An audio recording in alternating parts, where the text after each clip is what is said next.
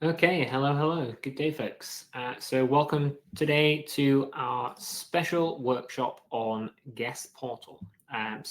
You might have seen in our town hall last week, we relaunched our Guest Portal, added some very cool stuff to it, and so today's workshop is going to go through some of those new features. And so, without further ado, I'll caveat, as always, that we are recording today's session. You can come back to the exact same URL if you would like to rewatch it. If you miss anything, you can just come back here and watch it at your own leisure. We'll also obviously upload it to our YouTube channel as well, in case that's easier for you. As usual, I have to kind of throw up a little disclaimer about all the things that we're going to say, but that's not super interesting. So I'm going to move ahead and just talk a little bit about the agenda for today. So, as I said, we had a town hall last week. We've got another town hall next week. This is not our bi-weekly town hall. We're not talking about major company updates. We're not talking too much about our roadmap of features. We're not talking about beta programs. It's not a general Q&A. This is really focused on one session only. If you want to hear about all that kind of stuff, join our town hall next week. I'll make sure to ping a link in the chat to be able to join that. But today's session is all about guest experiences, the guest portal, and everything that's included in that. So rental agreements, security deposits, guest verification, upsells, all that juicy stuff. So stay tuned. We're going to go into all of that in detail and show you step-by-step walkthroughs on how to use all of that. And obviously, there's lots of opportunity to ask us questions at the end as well. You can ask us questions in the chat too. Jen and I are going to be in there trying our best to answer any question that comes through live, but we'll leave some time at the end as well. So without further ado, I'm going to do a quick intro of our speakers today. So we've got a few people here building cool stuff and helping onboard cool stuff. So we've got Abby, Senior Product Manager, Tim, Senior Product Manager, and Derek, who leads sales, onboarding, and customer success here at Hospitable. And so without further ado, I think I've gone on enough, and I'm going to hand over to our lovely presenters to take it away. Sounds good. Thank you, Miles. Appreciate that. And also, you mentioned her, but Jen is also on the call, who's on our customer support team, is a customer support lead. So thank you, Jen. She will be helping answer any questions in the chat. So feel free to type them there. So thank you, everybody, for joining as well. So before we get into the demo, really the difference between the town hall and this workshop is we will spend most of the time in the product, clicking around with the objective of getting you more comfortable to use the new product that we've delivered. So almost everything that we'll be covering today is related to guest experiences and stems off of the new guest portal. And our goal here was to really elevate the guest experience for you, not only for direct bookings, but also for any other bookings off any other channels like Airbnb and Vrbo.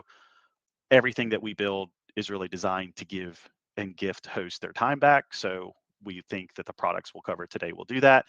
And then ultimately increase revenue. So we're going to cover like upsells today. So it's being in the hospitality game is obviously great, but we are hoping that you leave today with actual tips to increase your revenue. So for example,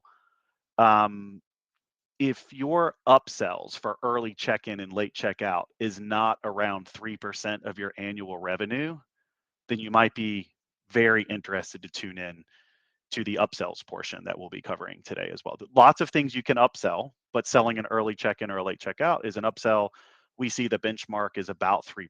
So that's just one of the things that will help you. So the other items will help you as well, but we have some direct things that we want to share that will help you increase some revenue today.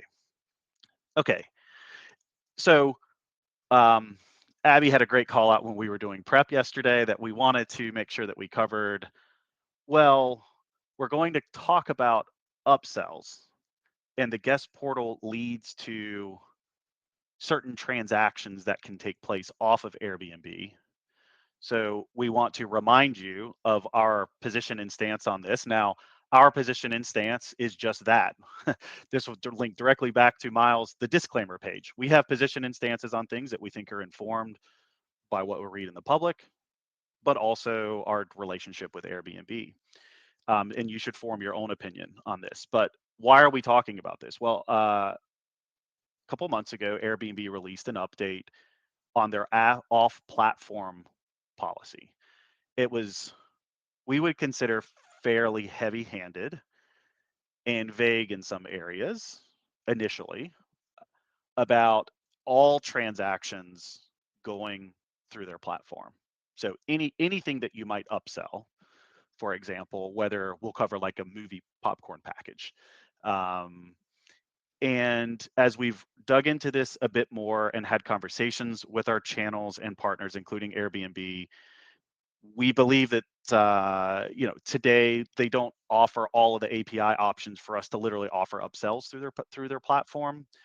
And so our stance on this at the moment is if you're going to extend the reservation, okay, you want to do an alteration for this. Okay, if someone's going to come a day early, instead of checking out on Sunday, wants to stay through Monday, you absolutely want to do an alteration for all kinds of reasons. But also, you still are protected under Airbnb's air cover by extending the reservation, or extending an extra day or coming in an extra day early. So we want to make sure that that you still continue. You can do alterations through Hospitable, of course, for Airbnb, directly through the app. That's one of the new advantages of the Airbnb PMS connection that we have.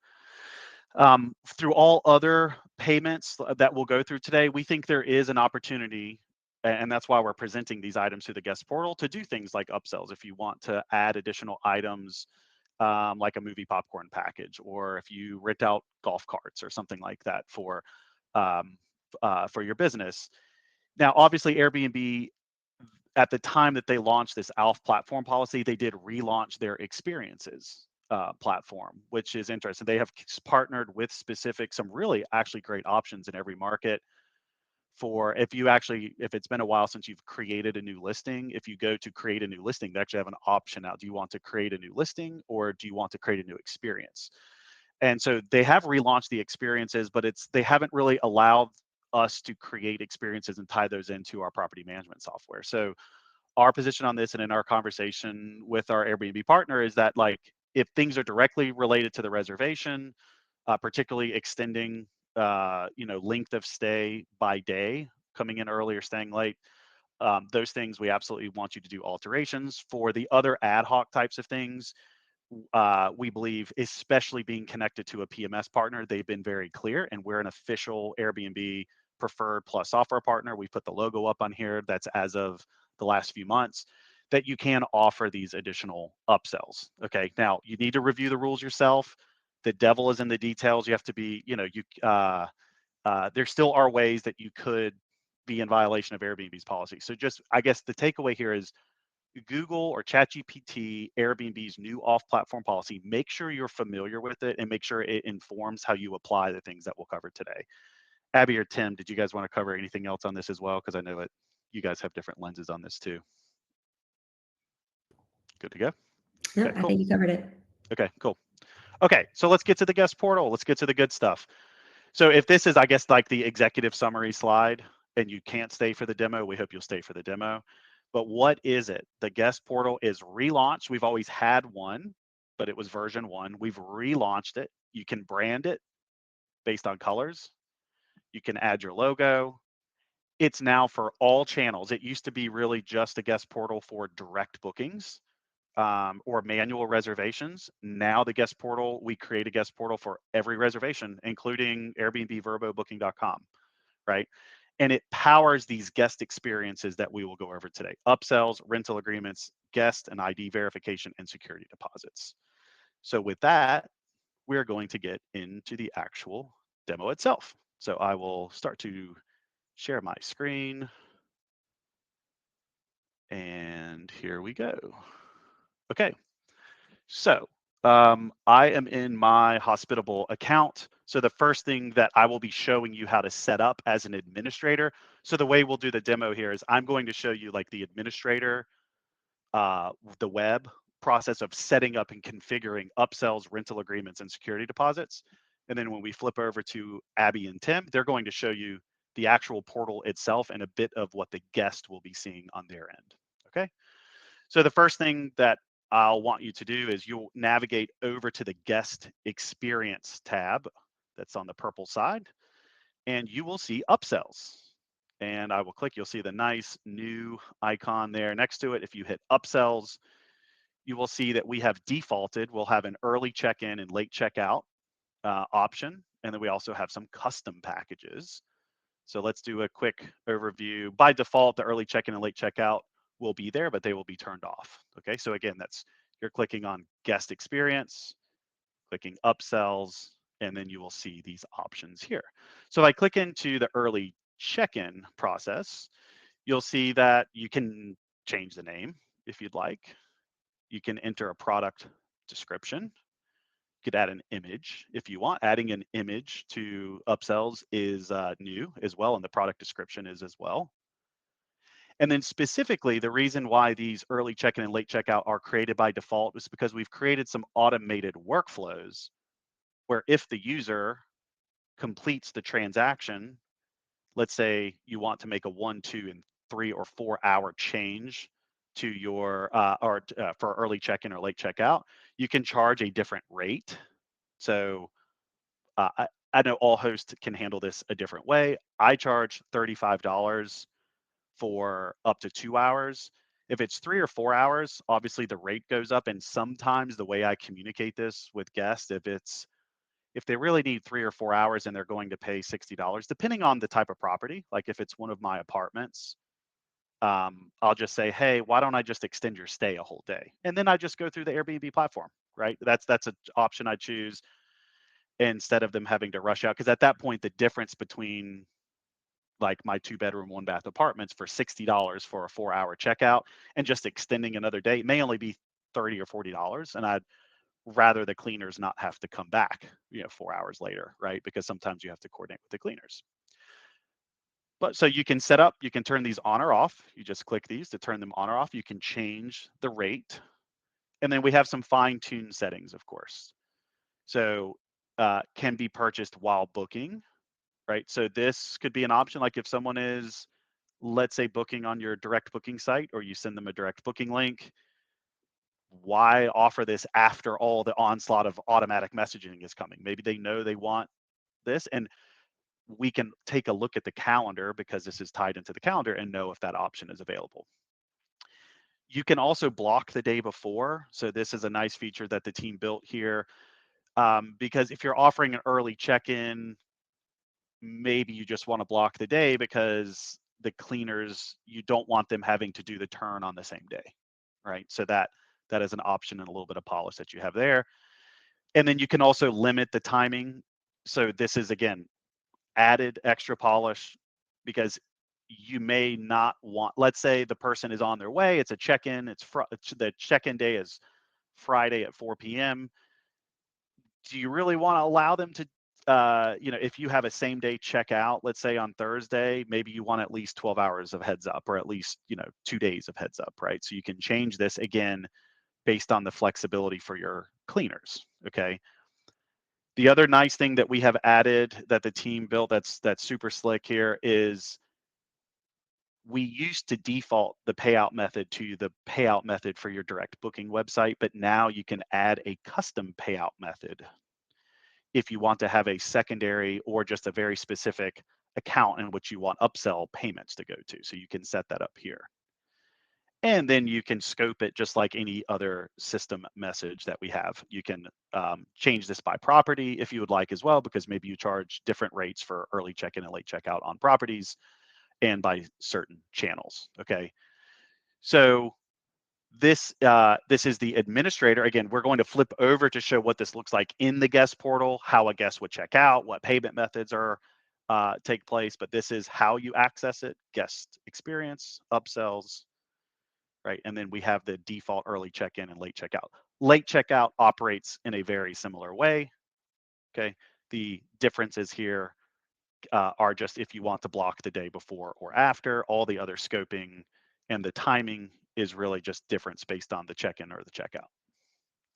Okay, so I will pivot over to custom packages here. So I have in my properties a custom popcorn movie package, okay? And I can set this up.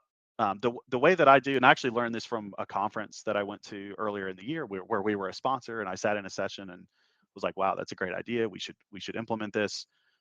So we put a pack. It usually has 4 or 5 items, and we actually leave these out on the coffee table.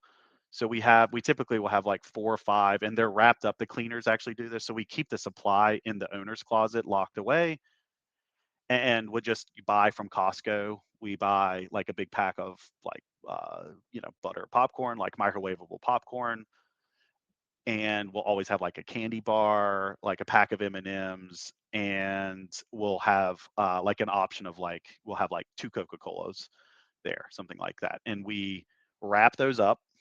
We just put like a little bow around that package, and we'll charge $25 for it, right? And we leave them on the counter, and we just say, hey, check the guest portal for purchase, right? And so it's yes, we do have to let the cleaners know, like, hey, if you see, it's kind of like if you go to a hotel and you take something off the mini bar, like usually the cleaners are the ones. Now they do have like weighted sensors in the hotels these days too, so that's probably not something you'll have in your short-term rental. But so that does take a little bit of coordination with the cleaners, that if they see one of the movie packages that are gone, that they need to replenish this. But so this is an option. Again, you can add an image, and you can enter a product description, set a price, and the nice polish and the settings. Can it be purchased while booking? So yes, for me, for this package, that's a yes. There are certain items you may not want to allow during booking that might require additional preparation. So for example, I've seen hosts who will offer a crib and high chair. You can upsell that. Some hosts just include it in the property. A lot of families with kids are just happy that you would offer one. And you know what? Those things kind of have a short shelf life. They have to be cleaned specifically as well, right? So I've seen hosts charge 30, 40, $50. Say, yep, we'll include a high chair, uh, and we'll include like a pack and play or a crib. And you might want to know in advance to take that out of the owner's closet, right? So we may not want to allow that while booking, which would make it available prior to booking in the guest portal. And then allowing for multiple quantities. So in this example, let's say, may not be relevant to like the movie popcorn package, but you could think if you have only a certain number of inventory, you could say like for the movie popcorn package, maybe you always keep 5 up there, or this maybe could be um, that you have like kayaks that you could rent out, or you have jet skis, or you have anything where you might have a certain limited quantity and you don't want the guest to buy more than what you have, then you could limit the number of quantities. So really nice checkout options. These are all fairly new. We've had the upsells in the product for a while, but the ability to add the description, to add an image, and to have the additional settings, as well as the payout method, are all items that are a bit new to the platform. Okay, so that is upsells. Okay, again, we're showing the administrator view here. We will soon move to show you these things in the guest portal. But before we do go to the guest portal, I'm going to cover 2 more things. I'm going to cover rental agreements and security deposits. Okay. So while I'm here on the guest experience tab, I'm going to navigate down to rental agreements. Okay. Why do hosts use rental agreements? Because some of you might say, well, what is that for? If you need rental agreements and you use them, then you know why. But if you're not familiar, then let's explain. So some homeowners associations, or even just local jurisdictions, some cities, some counties, require certain information to be collected that is beyond the information that you would get from Airbnb or Vrbo during the booking process. Or in some cases, you may just want the guest to actually acknowledge and agree. Certainly, when a guest books your property, they have agreed to your house rules.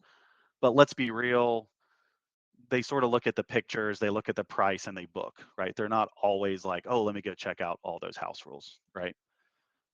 Which is kind of unfortunately, a bit of the impetus behind the Nick Saban Vrbo commercials.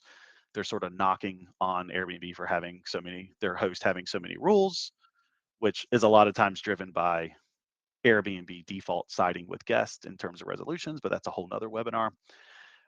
However, if you want a guest, whether it's a compliance requirement or you just want them to directly and actively acknowledge a set of rules, that is what rental agreements can be used for.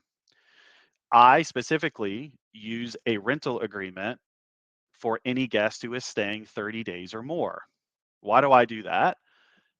Because in my county, a guest who stays 30 days or more is no longer considered a temporary guest. They're actually legally, they pick up what is called tenants' rights, meaning I could not, if they don't want to leave after 30 days, I would, instead of me just calling the local police and like taking their stuff and putting it on the curb, I would have to go through the eviction process, which luckily in Georgia, where I host and live, it's still not fun to do. I've only had to do this once, but it can take 3 to 4 weeks. But in some states out west, our neighbors to the north in Canada, I've heard lots of horror stories that can take up to a year. And one of the first things that a judge, typically this is like a civil judge that handles they're going to ask, well, did they sign a lease? Did they sign any other terms? Right. So if you don't have a compliance requirement or a homeowners association, I would consider turning on a rental agreement and making sure that you that you put certain things in it for check your local county or your local state requirements to see when a guest might get tenants rights, and then turn on rental agreements for that. So that is why you would use rental agreements. It's very simple to set up. When you come into it, you would hit add new in the upper right hand corner. I'll open up the existing agreement that I have.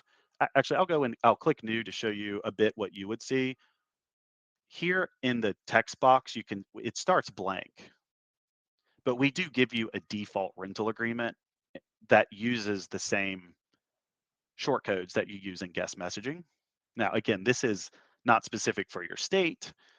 It's just a starter. We highly advise that if you don't have a local attorney, or just use ChatGPT, say, hey, I need to create a rental agreement for this state and this county. Please make sure that it includes these things, and can you check? So that's actually a great place to start if you are not sure or do not have like a lease, a mid or long-term lease.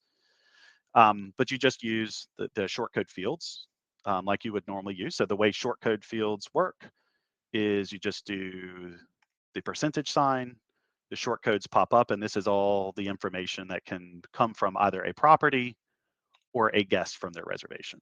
Okay. Now, if I go back to like my rental agreement that I have here, okay, you can add in certain fields as well that are a little bit more custom. And this is where we get where custom fields has been a huge ask and has now been released in the last few weeks. So if I'm going to take my mouse, okay, and I'm going to put this right at the end of the property. So you would choose the area in the agreement that you would want to collect additional information. And you'll see, instead of just a short code, we now have this fillable field. And so you'll see these blue items pop up, and there's two versions of each of these fields. They will ask for the same information, but you can require them. It would require, so document ID. So this would be, do you want them to give you like, a government issued ID, right? We can take a picture, or you can ask them to enter driver's license number. You can ask the age of the guests, their billing address, their email, their phone number, reason for travel, tax ID, their vehicle brand, their vehicle license plate, and then you can choose if these are required or not. Now, lots of questions always come, well, what will it look like? I want to know before my guest. You can always hit the preview button just like an actual message, and you'll be able to see what it would look like. And you can choose, if you haven't used this feature before, you just choose a future reservation, and it will grab that information from that guest, and then we'll show you any short codes and or any personal custom fields that need to be added. So play around with this. You can check it out yourself. A way to test this always, if you want to go end to end, you can always go to your calendar and just do a manual booking and send a manual booking to yourself. You'll get the email, you'll get your own messages, you'll get a link to the guest portal, right? And that is actually how you would include in a message. We have a let's see if it would come up here. I think maybe not in the rental agreement, but there is a short code for the guest portal, and you would just insert that guest portal link and or the rental agreement link in your messaging. There's lots of ways to actually get the rental agreement there. So let's take a look at some of the conditions that you have. The condition, you have a minimum and maximum number of nights. So that's where you could set it if it's like 30 days or more. You can require guest identification. So Abby and Tim will be demoing this to show you what the process looks like. And then you can scope this out to different platforms and different properties like you can do most everything else in our product. So this is a high-level cursory review of rental agreements. I can't see any questions that are coming in right away, but we'll have plenty of Q&A at the end. So I've covered upsells, rental agreements. The next thing I'll cover is security deposits, and then we'll move into actually showing the guest portal and the experience that your guests will see. Okay, so security deposits. Security deposits are intended to be used where some hosts just require these for all reservations because maybe they have a premium property or that's just a business decision that you've made. Sometimes a host can decide to charge a security deposit. Let's say if it's a last minute booking, the guest maybe doesn't have any reviews. Maybe you check their reviews because Hospitable shows the past reviews if there's a request to book or an inquiry, right?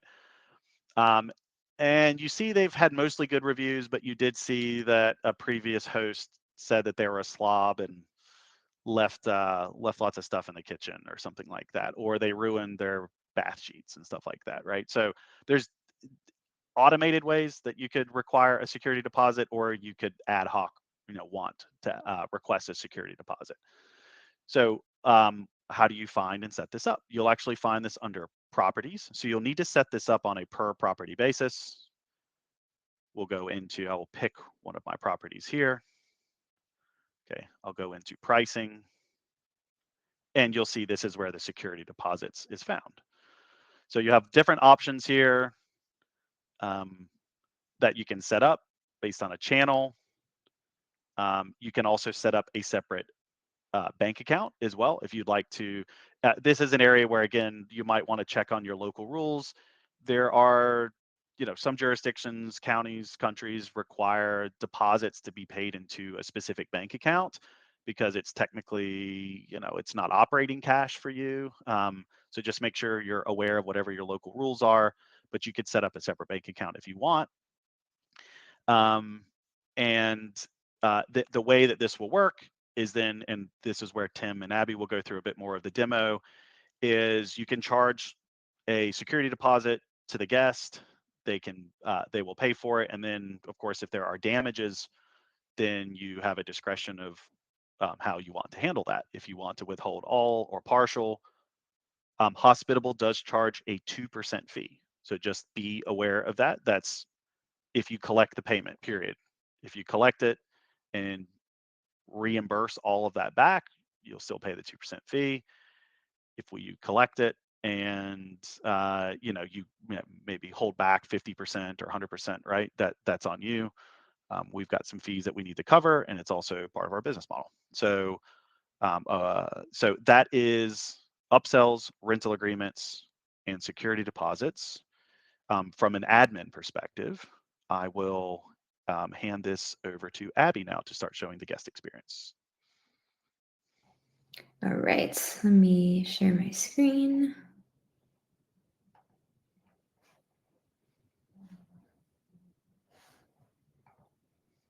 Okay.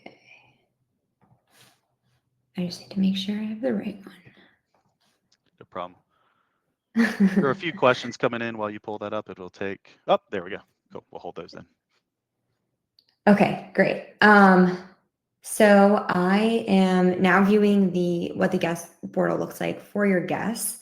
And after I go through this, we're going to have Tim show you how you can see what tasks the guests have completed in the guest portal from the inbox. And from there, you can actually get access to the guest portal for an individual reservation. There's a link from there. So we'll have Tim show you that when he pulls up his screen. So for now, we're going to look at the guest experience side. So I'm coming in here and we, as Derek covered, we've got branding applied to this guest portal already. And as a guest, I have some tasks that I need to complete to to be able to check in for my booking, or before I can check in for my booking. And so I'm going to click complete registration tasks. And this is where I'll see those things that Derek just walked you through configuring. So for this reservation, I have a rental agreement set up that requires an ID.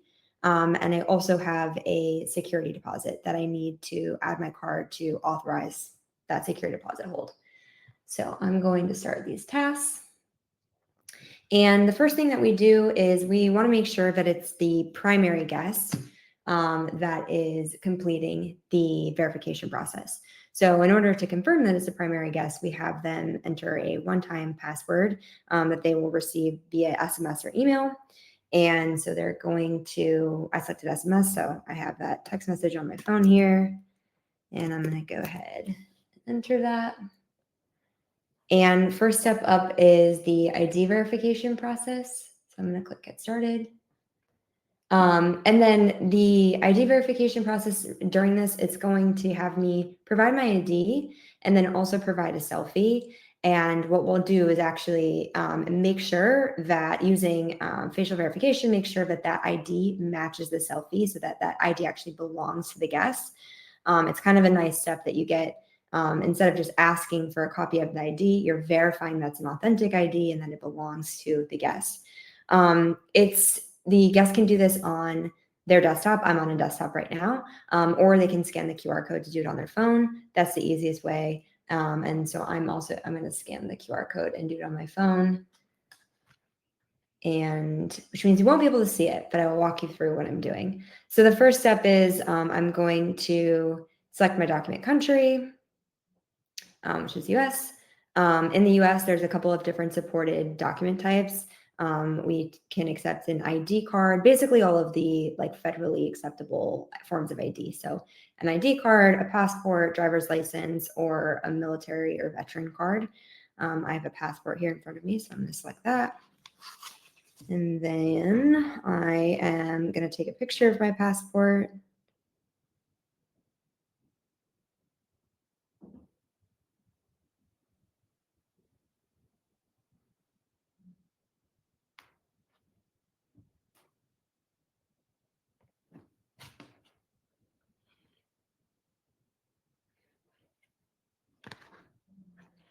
And then I have to take a quick selfie.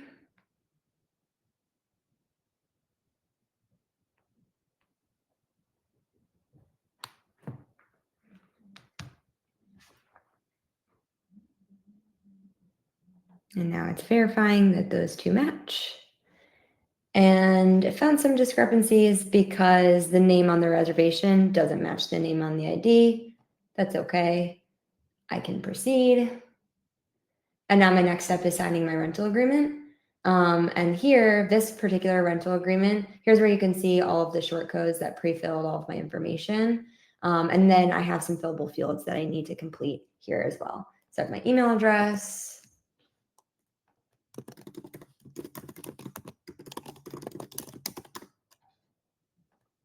my age, my car make, and my license plate number. Okay, and now I can sign the agreement. I can type my signature or I can draw it. And now I've signed the agreement.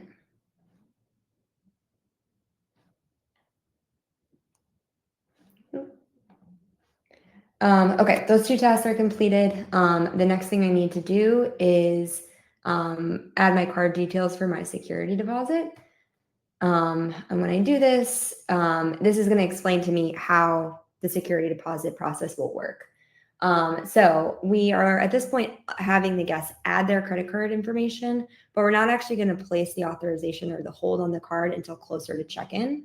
So it tells me when that deposit will actually be taken and when it will be released, which is 2 days after check-in automatically, unless my host decides that they want to keep part or all of my security deposit. And until I complete this step, just like all of the registration tasks, my check-in information will be held.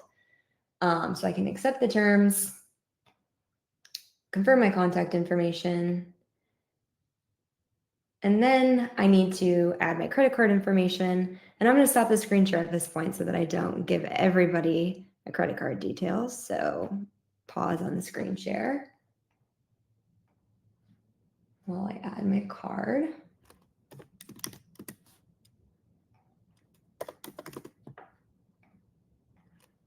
While Abby's adding all that, I'll just be like, everything that she's doing, you notice she's going back to the guest portal.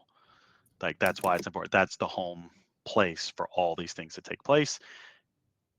If you ever get a question from your guest, well, where do I go? What do I do next? We will always be indicating at the top of that guest portal if there is a next step. So that's, you want to drive the guest back to there. And if there are steps that are not complete, that's where they can find that. Yep. Okay. And I've gone ahead and added my security deposit there. So now I've completed my tasks. You see my screen still? Or now? Again, I should be sharing. No, there we go. There we We go. can see it now. Okay, great. Yep, so the tasks are completed. I can see my completed task here. I can download my rental agreement if I need a copy of that. It's accessible. And now that I've completed those tasks, I can also go ahead and purchase any upsells or browse the available upsells for my reservation using this upgrade your stay. So from here, this is where I can see all of the upsells that are available to me, and I can pick which ones I want to add. So if I want to add early check-in, late checkout, there's a couple of different options here. In addition to that, the movie popcorn package is here that Derek mentioned. If you sell pool heating, so I can go ahead and I can browse the upsells, add them to my cart. And once they're in my cart, I can check out and make a payment and purchase those upsells. And that is the end of the guest experience within the guest portal. I'm going to have Tim take over now and show you what it looks like from your side in the inbox as the guest engages with the guest portal tasks. Cool. Thanks, Abby. Just steal the screen.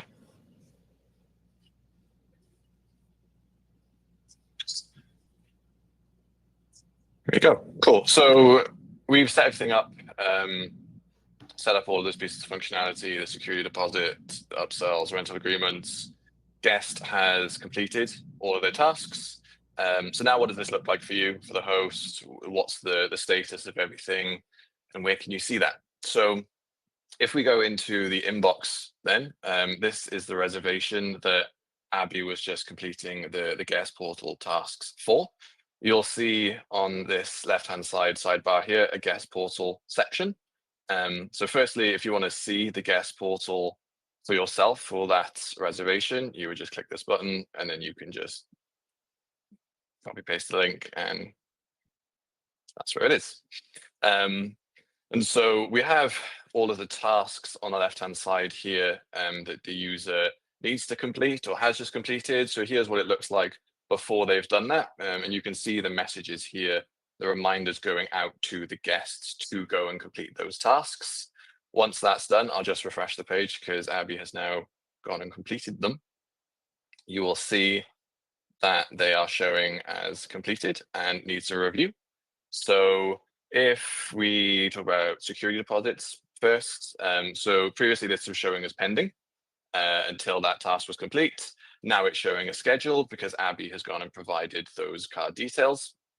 So like she mentioned, we'll take that deposit 2 days before check-in, and you'll see the date for that here. Once we've taken that deposit, this status will update to secured. So you know that we have the deposit, you have protection on this booking. And what we'll also show here is a little button comparable to this called charge deposit. If you hit that button, you'll be able to charge an amount for that deposit if any issues arise during the booking. And then we'll then return the deposit 2 days after checkout, at which point this status will update to released and that charge deposit button will disappear. For the other tasks then, so guest verification and rental agreements. So you'll see the guest verification has been completed, but it needs a review. So if we click on this, we'll see why it needs a review. So basically the risk level is high. And the reason for that is the guest last name on the ID does not match that of the reservation.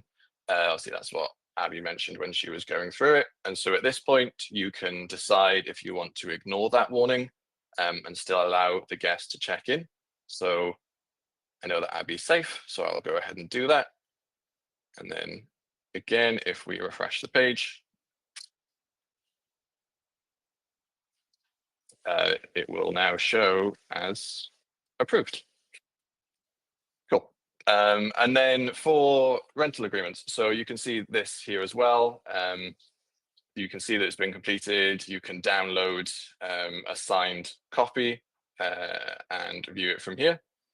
Now, I think something else that's probably worth mentioning here is to do with scheduled messaging, what we've withheld, when we've withheld it, and what messages are going out to users at this point, because this ties in quite neatly with the guest portal.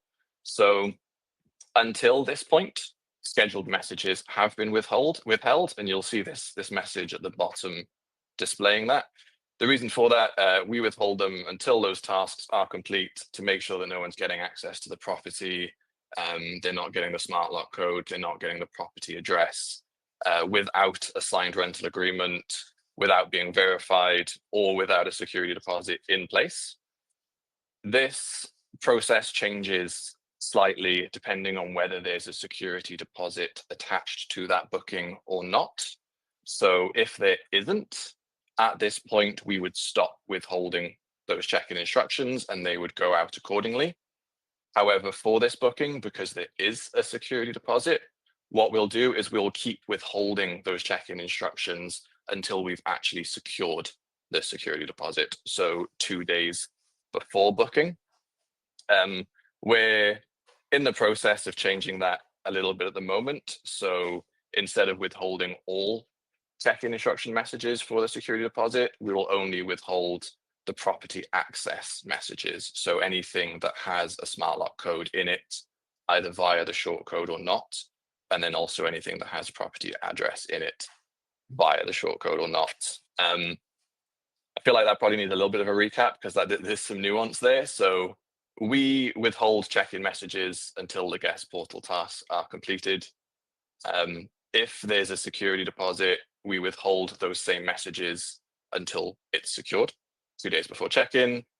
What will change soon is that, again, we will withhold check-in messages until the tasks are completed, and then we will only withhold property access messages until it's secured. And you can choose to go in and you'll see all of the messages here, the ones that have been sent, the ones that are due to be sent, and you can override that restriction at any point and send those messages if you want to, as you see fit. And then finally, the other thing you'll notice here is upsells. So none have been purchased on this booking, but if I just go out and find the other one, I believe is this one. Yes. So you'll see on this booking, early check-in was purchased, the welcome basket was purchased. You can see that here. And then also with upsells like early check-in, we'll automatically update the check-in time. We'll automatically update the timing of the smart lock codes to match. So you can see on this that the check-in time previously was 3 p.m. The early check-in was by an hour. So this is now 2 p.m. I think that's everything to cover here. There's a lot more changes coming with upsells soon also. But for now, I'll pass back over to Derek. I don't know if you had any more to cover there. I think you nailed it. I think, Abby's showing that things always lead back to the guest portal. Tim just showed you where you could find a link to the guest portal. I think that's probably one of the number one support questions that we get, whether it's related to rental agreements, security deposits, or upsells. They're like, what is my guest is having, if the guest didn't go through it flawlessly, which most do, they have a question on what the next step is. You can always click that guest portal and you see the guest portal exactly as they would see it. So it's a way for you, even without contacting support, to see what are they seeing, and you can assist to troubleshoot from there. Obviously, guests come in all forms of tech savviness, we do need to verify, the ID. Yes, they do need to take a selfie. Those are things that are required, and actually are things that you're wanting to protect yourself, to make sure they are who they say they are, to make sure the rental agreement is valid and legal. So yeah, I would just point back to that sort of summary is, that inbox, that demo that Tim just did, is a great way to help troubleshoot if you do have guests ask a question. Of course, you can always hit our support team up, but we know in the moment of collecting an upsell, doing a rental agreement where you have a pending reservation or needing to get that guest to verify, even if our support team responds back very quickly in 10 or 15 minutes, like, we know we don't want you to risk the booking. So go back to the guest portal. It's there. The link is there in the message thread. You can easily take a look at what the next step would be and suggest that to your guest. So that is the end of our prepared material. I think we'll go to the Q&A, and Sir Miles is back on. Yeah, I've noticed there is a flurry of new questions that's come in, so I'm going to try and check those and make sure we're keeping track. But a few questions from earlier in the presentation. So Derek, you kind of talked about a package that you upsell. Laura had a good question on whether the cleaners are wrapping those packages, and if so, are you paying them for that service? The cleaners do take care of it, and I do give them $5 per package that's sold, and that way they make sure that the package is up, that it looks nice. What it also does is it makes sure that they let me know if we're running low on materials, so I can order those. I order through Instacart, which orders from Costco. So when they let me know we're low on cleaning supplies, they also let me know. So they've got a little bit of skin in the game. Yeah. So for like the example, the movie popcorn package, sell it for $25, probably cost me $5 for everything that's in there per package. And I give the cleaners $5, and there I make $15 per. The movie popcorn package, I would say, is probably like a 20% pickup rate, particularly for the properties that are prone to have kids. I also got the movie popcorn package idea. I'll just expand on this real quick from a conference that we were at. Someone again taught me that was their number one upsell. They gave the example of the 5-pound gummy bear. If you ever been to like a beach ice cream shop and there's like the 5-pound gummy bear, and you wonder, do they actually sell the 5-pound gummy bear or the 10-pound lollipop? And they asked the manager who buys that. They're like, is that just for show? And they were like, kids who come in without their parents. If their kids give them $20, they come in and buy the 5-pound gummy bear. So if you leave it out, the kids see a soda or a little bit of candy.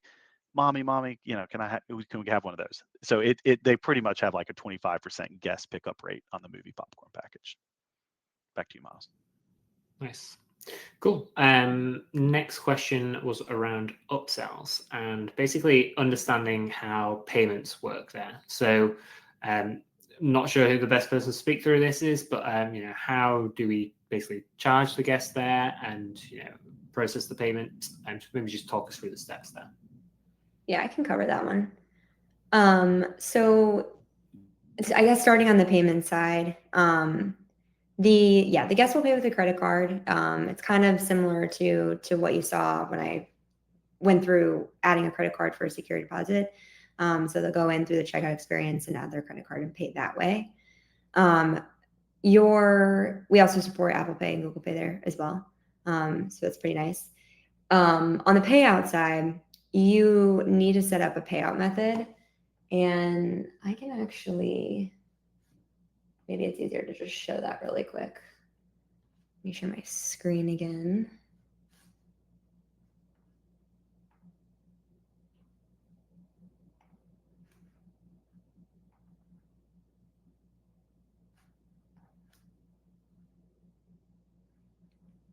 Yeah. Cool. So if you go to settings, and then payouts from there, this is where you will add a payout method. So if you're already using Direct, you might already have payout method set up. If you're not, you'd add a new one.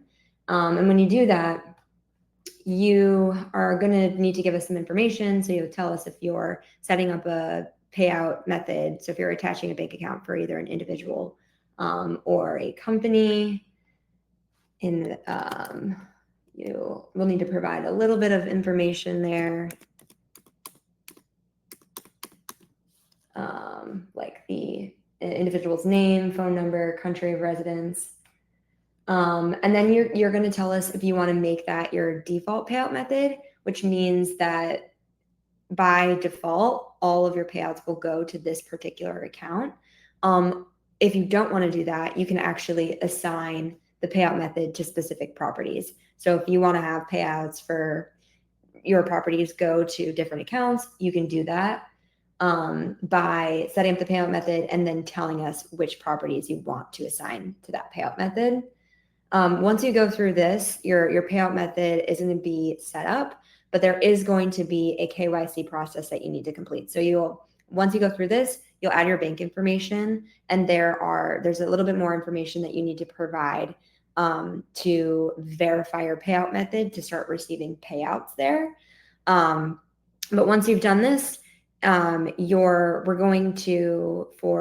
upsells, we're going to use whatever payout method you've assigned to your properties or your default payout method. And then you are going to get paid out. I think it's within, I want to double check myself on this, and maybe Jen already can jump in on the comments. I think you'll receive your payout within 24 hours of the upsell payment specifically. And you can also view your payouts here, also in settings and payout history. So you can see any payouts that are scheduled, and you can actually drill into those and see what transactions are being paid out as part of that payout as well. If there's like multiple upsells being paid out in one payout. Cool. Okay. Thank you very much. Hopefully that covered the question. I think it was well detailed. Thank you very much. Okay, so I saw this question a couple of times in the chat, and we did answer it in the chat, but just understanding all the functionality we showed today, there was questions around, is this only available on direct? Is this only available on certain plans? Maybe we can just cover off what is included where for everyone listening. I think it's included in all plans. What am I missing there? I guess for direct bookings, obviously you want to be on a pro plan, otherwise you're paying $5 per direct booking website.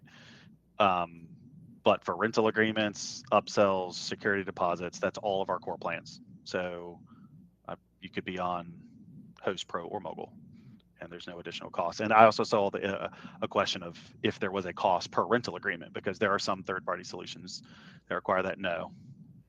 Abby, did you want to? Yeah, that's that right. correct? So Okay. for rental agreements, anybody can use those. If you add on ID verification on top of that, so if you need to collect an ID, there will be a charge of $2 per ID verification. And for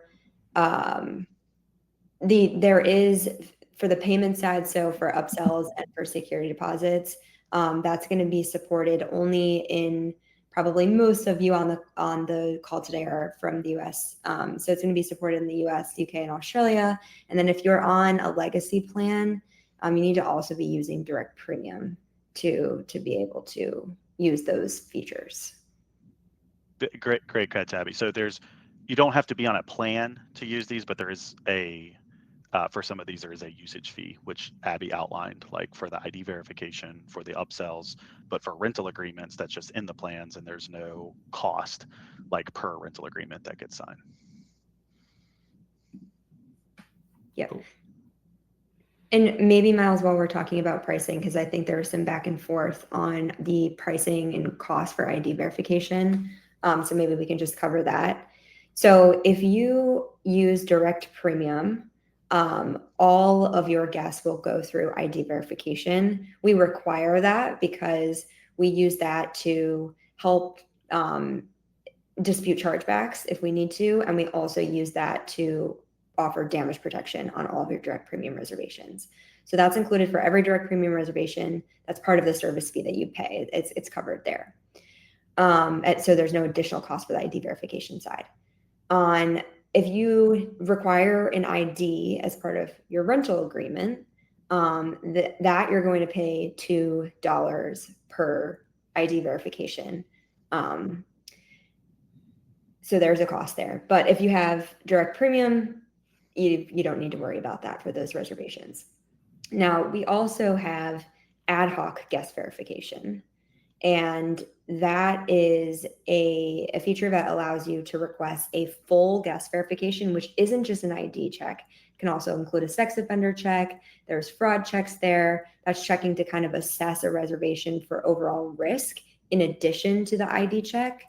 That you will pay starting at, I think it's $8 per ID verification, or for full guest verification right now. So that's a little bit more expensive because there is a difference in the checks that are assessed versus just an ID check that we have for rental agreements right now. And with that said, we are working on improving that ad hoc feature to make it more cost effective there. So more to come on that, but that is how the pricing works today. Two very quick things just to add to that for security deposits. So a couple of things in the works at the moment. So like Abby said, it's US, UK, and Australia. But for security deposits, we're in the process of adding, I think there's like 36 additional countries and currencies, mostly EU focused. And then the second side for security deposits related to identity verification. So currently in the works, not yet live, but our plan is to include identity verification as free for every booking that has a security deposit attached to it. Cool. Just one more fee question to cover off. Question around upsells and the cost of the transaction there as well. What percentage does Hospitable charge to the host for upsells? Yeah, that will be a 7% service fee, which includes your payment processing, of course. So 7% total. Cool. Thank you. Okay. We just got a couple more questions.